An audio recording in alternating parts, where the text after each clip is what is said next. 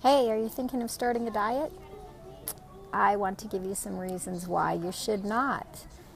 Today I am traveling to Phoenix for a course, and I'm just waiting in the lounge and thought I would just give you a couple reasons why you should not start a diet.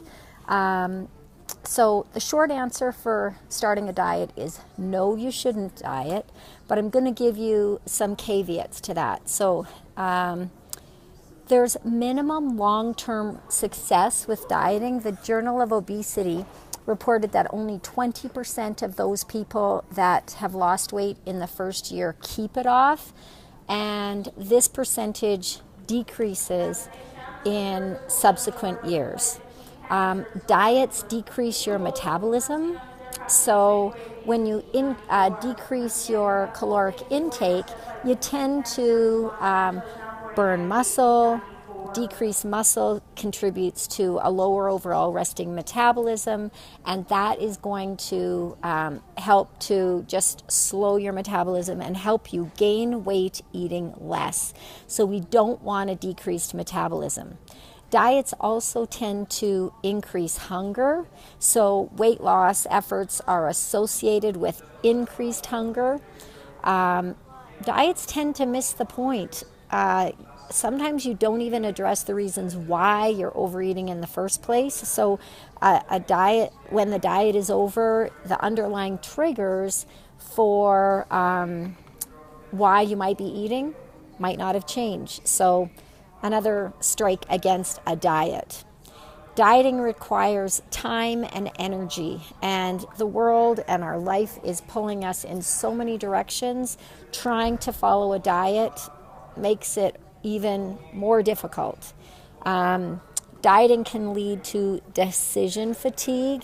There's so much conflicting information about what to eat, what not to eat, that it's just overwhelming and confusing. When you're on a diet, you tend to not listen to your own body cues. Sometimes you're told to eat when you're not hungry. Sometimes you're starving and you're not supposed to eat. So you don't really get in tune with what your body needs if you're on a read it and eat it diet. Diets tend to increase your cravings, especially because it tends to restrict or demonize certain foods. So it increases the intrinsic value of those foods. Sometimes we feel badly about ourselves. We feel guilt and loss of self-esteem when we're on a diet. And face it, diets are just no fun. They suck the life out of us. And on top of, not being successful, they tend to lead to long-term disappointment. So what's the answer if we're not supposed to go on a diet? So my suggestion is to just make modified eating choices, like incorporating small, doable changes over time, just making good decisions. That's the best way to increase overall health and reduce your menopause belly. You want to focus on the gains. So think of all foods that you can eat instead of the foods that you can't eat. Sometimes when we go on a diet, it's all or nothing. So we want to ditch that all or nothing attitude. So if we've had a bad meal, we don't want to just throw in the towel for the rest of the day. Just the next meal or snack, we want to make better choices. And just start now. Don't wait till Monday. The next meal or snack, just start to make better choices. Got lots of tips and tricks on this page for you. I'm not against dieting. What I'm against is just this restrictive eating and, starting and stopping things. One diet is not going to be the be-all, end-all. We all know people, or maybe you're one of those people that is constantly just starting a diet or starting something new. When, at the end of the day, it's the healthy eating, the eating the more vegetables, eating lean meats and proteins, reducing processed foods, adding more water, reducing alcohol, reducing liquid calories. Like, they're all common sense things. And no, you won't drop 25 pounds in a month doing that, but you won't also feel super restricted when you make those small healthy changes over time. And over time, that's what's going to bring you results. I always come back to my superstar client, Diane, who started a diet just by, she made one change. She stopped putting, she reduced her coffee consumption, stopped putting sugar in her coffee. She realized, the sugar and cream she was putting in her coffee was adding up daily, so she just stopped that. Then the next change she made is she changed her brand of yogurt. Now those are two things that are easy to remember. She didn't feel deprived, and she started slowly making those sorts of changes. Diane today has dropped over 50 pounds, and she doesn't mind my sharing that she's well over 50, close to 60. She's maintained that weight loss. She's incorporated healthy exercise. She hasn't been like zealous, over the top, annoying to people in her life. No, I can't eat that. No, I can't eat this.